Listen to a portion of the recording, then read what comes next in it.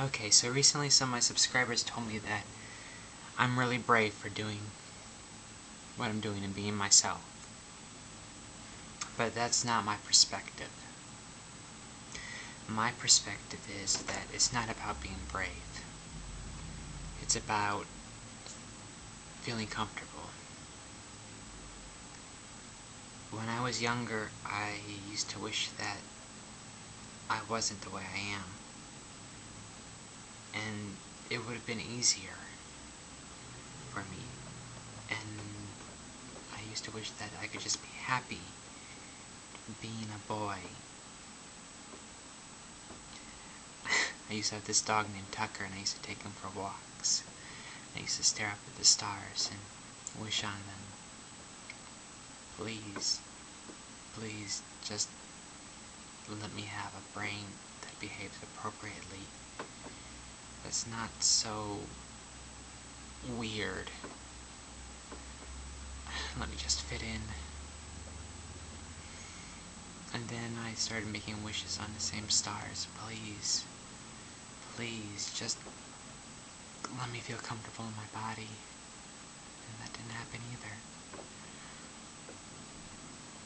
And as time went on, I grew more, and things happened. Body hair. I felt so disgusted with body hair being on me. It made me feel really, really gross. It felt unnatural. Waking up with an erection in the morning, I felt like my body was betraying me. Kind of like the same way a person that has like muscle spasms that they can't control and they feel all embarrassed and awkward. Well, I felt that way just about being in this body. And I was so ashamed of being me. And eventually, I came to terms with being me. And then that just sets up a whole new set of problems. Okay, I know what I am. But what if I could never blend in? What if I could never fit in? What if I'm just going to be a freak all my life? What if I'm just going to be some sick sideshow attraction? What if I'm going to get laughed at? As is, most of my high school was a joke.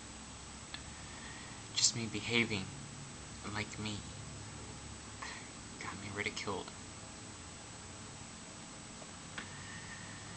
And it was so hard, and I never even got to fully be me at high school or growing up. I hid. I dressed up in private, in the bathroom, the door locked, the shower water running. And I would look at myself and feel beautiful. And then, when it came time, I would take off the clothes and the makeup and go back to feeling numb. See, I didn't have to threaten to commit suicide. I didn't have to do that. I had a far more effective way of killing myself. I emotionally killed myself. By not feeling, I shut down. I got to the point where I was no longer living life. I was viewing it. Like it was a television program that I just had to endure and watch. It was no longer real. It lacked substance. I couldn't connect with anyone. And that's how I went through a big part of my life. Was numb. And I don't like that. Even now, even if I'm hurting, which there are times when I'm definitely hurting, it's better than that.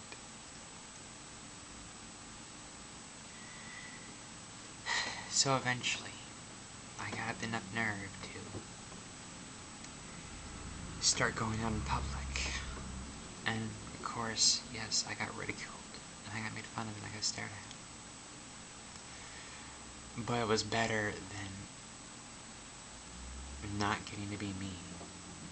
Yeah, people were staring at me, but at least I got to be me. So, it's not a matter of bravery.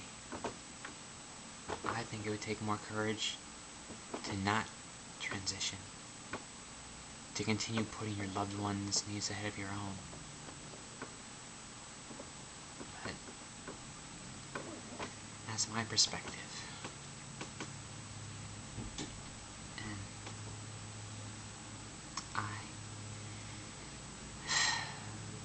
just felt so awkward growing up and alienated. There's no one I could really tell. And I started reading all these magazines with beautiful, beautiful women in them, wishing I could be more like them. So I had to punish myself. Because I was 210 pounds. And I still am 210 pounds. And I'm as thin as a twig. But that wasn't the point. The point was, I looked at the number and it was 210 pounds. So I would not eat for days. And then I would be so hungry that I would eat everything. Eventually I got down to 180 pounds. And I looked very, very emaciated. It wasn't exactly a healthy lifestyle. But somehow I correlated with being thin, being passable, gorgeous, and beautiful. It's not. Women come in every shape and size imaginable. We're not all supermodels. And I think that's something important to keep in mind. We're not all supermodels. And even most of the women in the world aren't supermodels.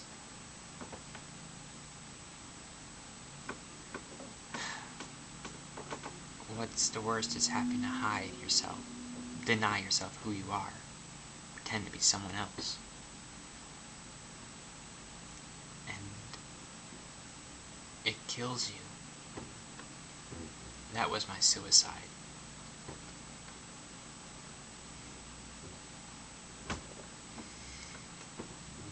I've caused so much damage to myself just from trying.